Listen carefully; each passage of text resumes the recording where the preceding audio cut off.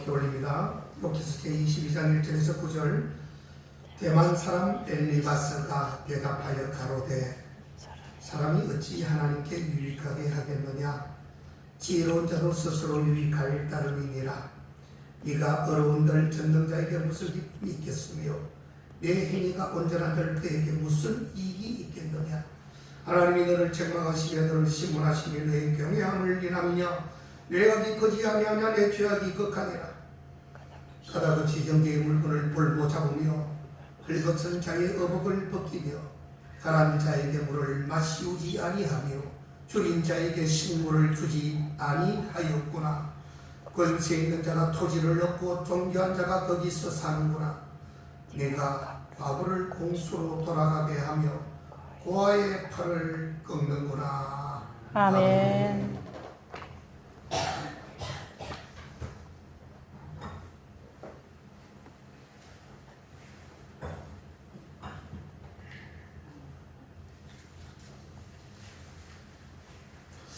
동방에서 의인이라고 하는 이 욥에게는 세 친구가 있었습니다.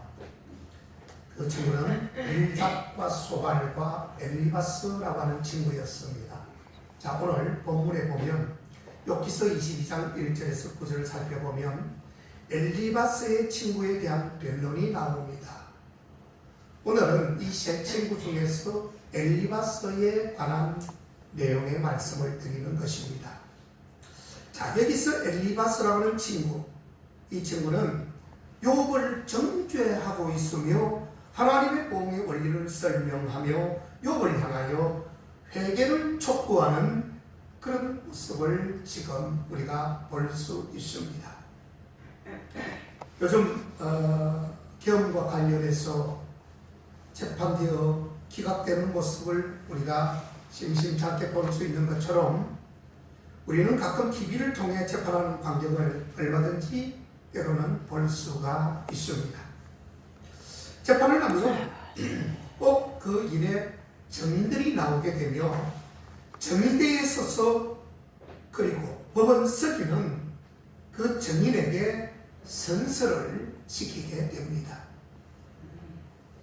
어떠한 일이 있어도 진실만을 증언하겠다라고 손을 들어 맹세하게 됩니다. 이 일은 재판의 과정에서 꼭 필요하고 매우 중요한 일입니다. 한 사람의 증언으로 한 생명이 유죄인가 무죄인가 판별이 되기 때문입니다. 그렇기 때문에 증인이 증언대에서 한 증인이 만약에 거짓일 경우에 증인이 오히려 벌을 받게 되는 것을 우리는 볼 수 있습니다. 그런데 오늘 우리가 읽었던 이 본문의 말씀에 있어서 이 엘리바스라고 하는 친구는 욥을 향하여 거짓 증거를 하고 있는 것을 볼 수가 있습니다.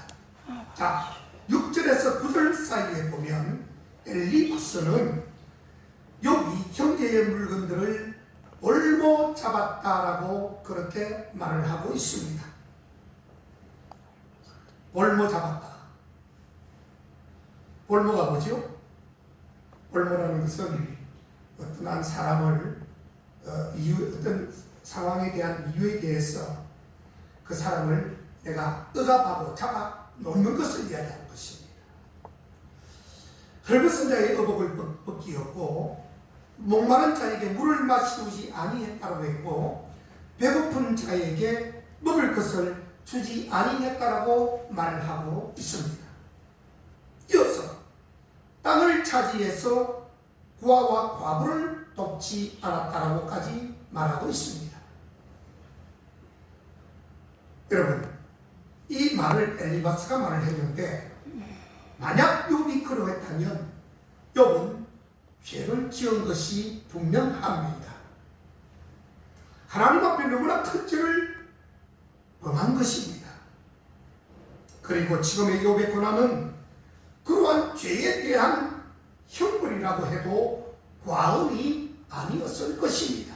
아버지. 그러나 엘리바스라는 이 친구는 이러한 욥의 죄에 대한 사실을 추상적으로만 그리고 있지 구체적으로 직관하지 못하고 언제 누구에게 어떠한 방법으로 그러한 죄를 저질렀다라고 증거하지 못하고 있는 것입니다. 다시 말하면 우리가 물적 증거는 있는데 심적 증거는 없다. 아니면 심정은 가는데 물증은 없다라고 하는 그런 말을 많이 들어보셨죠. 다시 말하면 이 엘리바스는 자기가 생각하는 것, 추상적인 것, 아마도 그럴 것이다 라고 하는 것이 추상이에요. 이 추상적인 부분을 가지고 지금 자기 친구인 욥을 정죄하고 있다고 하는 것입니다. 직관이라는 게 참 중요합니다. 직관이라고 하는 것은 내가 직접 보고 그것을 판단하는 것을 직관이라고 하는 거죠. 우리 사람들은 추상적인 것을 매우 좋아합니다. 아마 그럴 거야. 아마 누구가 그랬을 거야. 아무 물적 확정도 없이 대우놓고 그 사람을 공격합니다. 적어도 국어 사전에 가보면 육하 원칙이라고 하는 게 있습니다. 누가 언제 어디서 무엇을 어떻게 왜 라고 하는 육하 원칙에 의해서 우리가 사실 결론을 하면 문제가 될 게 아무것도 없습니다. 왜? 내가 직관했고 그것이 사실적인 것을 내가 보고 직관해서 그것을 말하기 때문에 아무런 바다가 없어요. 그런데 사람들이 성미가 급하거나 못된 성깔머리가 있어서 그럴 것이다. 그럴 것이다 하는 것은 그럴 수도 있는 것이고 그럴 수도 없는 것을 이야기할 때에 그럴 것이다 라고 판단하는 것입니다. 이것은요 굉장한 아이러니한 실수입니다. 엄청난 큰 판단의 실수인 것입니다. 오늘 이 엘리바스가 바로 자기 친구인 욥을 이렇게 지금 정죄하고 판단하고 있다는 뜻입니다. 여러분, 엘리바스는 자신의 추측에 근거하여 추측이라고 했습니다. 생각이라고 했습니다. 그리고 추상이라고 했습니다. 지금 욥이 고난 중에 있으므로 이러한 죄를 지었을 것이라고 추측하고 있는 것입니다. 여러분, 그러므로 엘리바스의 증언은 확실치 않은 거짓된 것이었다라고 단언할 수 있습니다. 아버지. 우리는 무엇 때문에 이웃을 향한 거짓말을, 거짓 증거를 중단해야 하는 것일까요? 이웃을 향한 거짓 증거는 하나님의 영광을 가리우기 때문입니다. 아멘. 상대에게 고통을 안겨줄 뿐입니다. 아버지. 우리는 언제 거짓말을 하게 됩니까? 자기 자신의 이득을 위해서, 자기 자신의 유익을 위해서 거짓말을 합니다. 속이는 것입니다. 자신의 처한 위기를 모면하기 위해서, 상대방보다 내가 더 나아 보이기 위하여는 우리는 거짓말을 해야 합니다. 더 나아가서 자신이 하나님 앞에 의인인 양 내세우기 위해서 다른 사람들을 정죄하고 죄인이라고 증거하기에 바쁘다는 뜻입니다. 그러므로 하나님의 뜻보다는 내 뜻이 더 앞서게 되고 결국 하나님의 영광을 가리우게 되어진다라고 하는 것입니다. 아멘. 더욱이 성도의 거짓 증거라고 하는 것은 하나님을 망령되게 일컫는 그러한 죄악까지 함께 범하게 된다는 사실을 왜 모르신다는 말입니다. 나는 내가 죄인인 것은 족하지만 왜 하나님께서 욕을 먹어야 되는가? 그래서 십계명 제3계명에 가보면 하나님의 이름을 망령되게 일컫지 말라. 이게 십계명 중에 제3계명에 나와 있다라고 하는 것입니다. 아멘.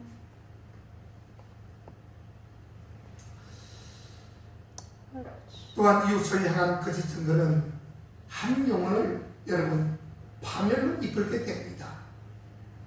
우리가 자신을 변호하기 위해서 무심코 던진 이 몇 마디의 거짓과 모함이 상대에게는 가슴에 사무치는 고통을 안겨다 줄 수 있다는 뜻입니다. 아버지. 그렇기 때문에 십계명은 엄중하고 엄중하게 말씀합니다. 내 이웃에 대하여 거짓 증거하지 말라. 아멘. 그게 몇 계명이죠? 제 9번째 있는 계명입니다. 제 9계명. 제 3계명은 하나님의 이름을 망령되이 일컫지 말라. 제 9계명은 내 이웃에 대하여 거짓 증거하지 말라. 아멘. 거짓말을 하지 말라는 것입니다. 스스로 속이는 것은 자신만을 시키지만 거짓 증거는 이웃까지 해치게 된다는 뜻입니다. 그러므로 믿는 자들이 이웃을 사랑하기 원한다면 이웃에게 행하던 크고 작은 모든 거짓 증거를 중단해야 합니다. 아멘. 입술을 제어해야 합니다. 아멘. 어떤 상황이 발생되면 아예 남을 칭찬만 하든지 아니면 차라리 칭찬하기 싫으면 침묵을 지키고 있는 것이 낫습니다. 아멘. 혈은 자문서에 보면은 혈은 너희 길들일 사람이 없다니. 여러분, 우리 몸 백체 중에 내가 지지난주도 설교를 했지요. 이빨이 강하지만 이빨은 언젠가는 썩은 문드러져서 빠져버립니다. 사라진다는 뜻입니다. 그런데 이 혀는 어떻게 된다고 했죠? 끝까지 남아있는 게 혓바닥입니다. 그래서 보이지 않는 혓바닥, 때로는 이 혓바닥을 능히 길들일 사람이 없다고 자문서에 나와 있습니다. 그만큼 이 혀를 함부로 놀리면 많은 사람들이 혀를 당하고 놀리는 그 사람은 결국은 참여하게 됩니다. 밤이라는 것이. 그래서 쉬지 아니하는 악이요 죽이는 독이 가득한 것이라. 이것으로 우리가 주 아버지를 찬송하고 또 이것으로 사람을 하나님의 형상대로 지으신 사람을 저주하는도다. 여러분, 우리 입술은 사실은 한 가지만 해야 되는데 어떨 때는 이 혓바닥으로 하나님을 찬양할 때 씁니다. 또 밖에 나가서는 내가 유익을 구하고 내가 이득을 취하기 위해서는 금방 하나님을 찬양했던 혓바닥이 사람을 저주하는 데 쓰임받고 있습니다. 그렇기 때문에 상대를 함부로 판단하거나 비판해서는 안 됩니다. 누구는 옳고 누구는 그러다는 이 판단을 정말로 조심스럽게 해야 합니다. 아멘. 여러분, 우리의 혀를 제가 물려 선한 것을 말하며 생명을 말하며 구원을 말하며 하나님을 찬양하는 귀한 말씀만이 우리 입에서 떠나가게 해달라고 날마다 주님께 기도하는 저와 여러분 되시기를 축원합니다. 아멘. 마지막으로 거짓 증거는 자신을 파멸시킵니다. 아멘. 욥기서를 읽고 읽노라면 욥의 세 친구들은 정말 의인처럼 보여지고 있습니다. 친구를 위하는 것처럼 나왔습니다. 그 말을 친구에게 전하는 말도 그냥 친구에게 그냥 전하는 말이 아니라 하나님의 말씀을 인용해서 하니 정말 이 친구들은 신앙이 좋은 친구들로 보여집니다. 그런데 아닙니다. 그들은 말도 잘하고 주의력도 있고 지혜력도 있는 것처럼 보여집니다. 그러나 친구에게 거짓말을 하는 그들을 하나님께서는 어떻게 지금 보고 계시는 것입니까? 하나님은 그의 엘리바스를 향하여 이렇게 말씀합니다. 대만 사람 엘리바스에게 이르시되 내가 너와 네 두 친구에게 노하라니. 이게 욥기서 42장 7절에 나오는데요. 다시 말씀드립니다. 대만 사람 엘리바스에게 이르시되 내가 너와 내 두 친구에게 노하라니 라고 합니다. 지금 노한다는 것은 지금 굉장히 하나님이 노를 받으셔서 지금 뭐라 하시는 거예요? 노아나니 이는 너희가 나를 가리켜 말한 것이 내 종 욥의 말같이 정당하지 못한 일이라. 아멘. 그렇게 기록이 되어져 있습니다. 여기서 여러분 하나님의 옳지 못하다 하심은 든든히에게 곧 파멸을 의미하는 것입니다. 하나님은 이웃에 대하여 거짓 증거를 한 세 친구를 향하여 노하시며 그의 영혼들을 향하여 진노하셨다고 했습니다. 여러분 하나님께서 우리를 향하여 진노하시면 우리의 영혼은 어디에 설 곳이 있겠습니까? 우리가 육체 우리의 이웃을 향하여 거짓 증거한다면 그 화살이 반드시 나에게 부메랑이 되어서 돌아오게 될 것입니다. 요한복음 8장 44절에 가보면 이런 말씀이 나옵니다. 아주 중요하고 핵심적인 말씀. 너희는 너희 아비 마귀에서 났으니 너희 아비의 욕심을 너희도 행하고자 하느니라.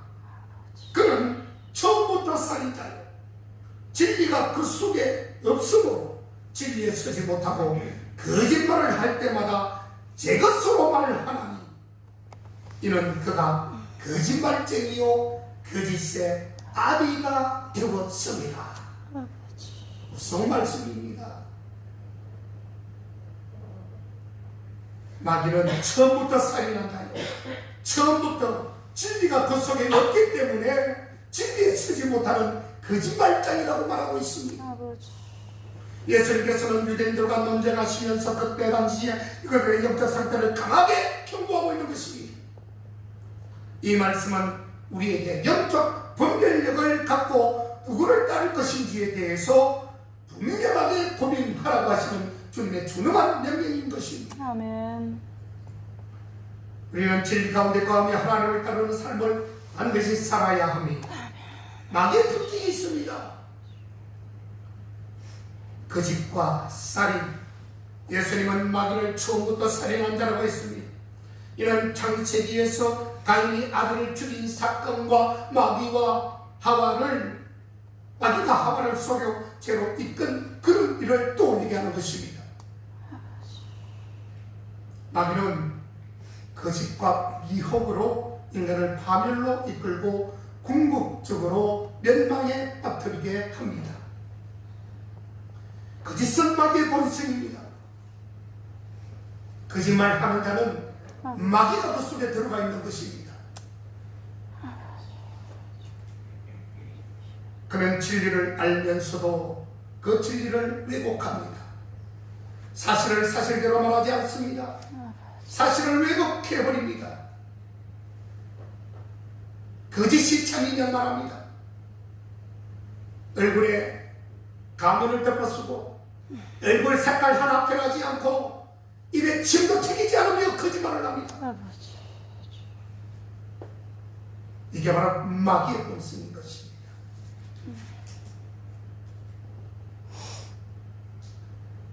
여러분 과연 우리는 거짓의 종이 될 것인가 아니면 진리의 자녀가 될 것인가 양당간에 하나 선택해야 합니다. 아멘. 예수님은 유대인들이 마귀의 자녀처럼 지금 행동한다라고 그 유대인들을 향하여 아주 강하게 질책하고 있는 것입니다. 그 질책이 유대인의 질책이 아니라 바로 지금 우리들에게 질책하고 있는 것입니다. 과연 나는 지금 어떠한 모습으로 주님 앞에 쓰고 있는가? 과연 나의 입술은 지금 진실된 입술인가? 이는 단순한 혈통이나 종교적 배경이 아니라 삶의 방식과 본질적인 태도가 중요하다라고 하는 뜻입니다. 우리가 마귀를 따르지 않으려면 거짓을 버려야 합니다. 속이는 것을 버려야 합니다. 그리고 주님 대신 우리 주님을 품어야 하는 것입니다. 아멘.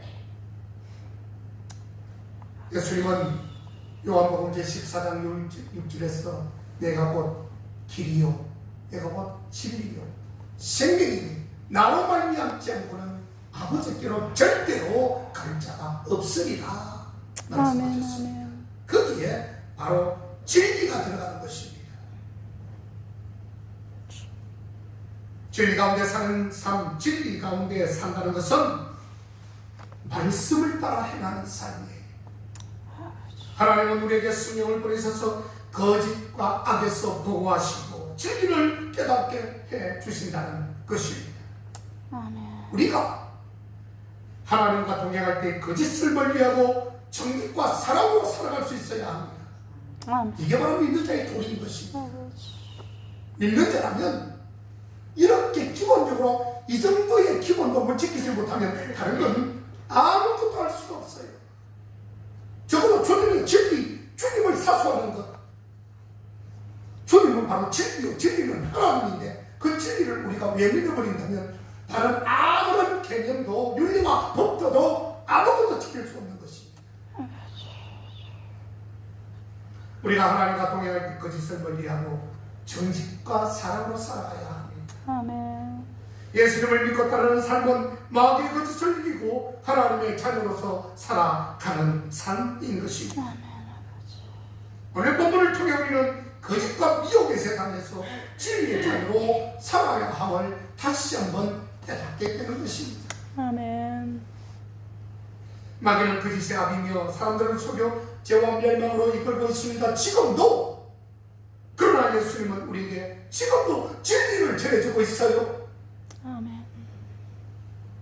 우리는 누구를 따르며 살아갈 것인지 분명하게 선택해야 합니다.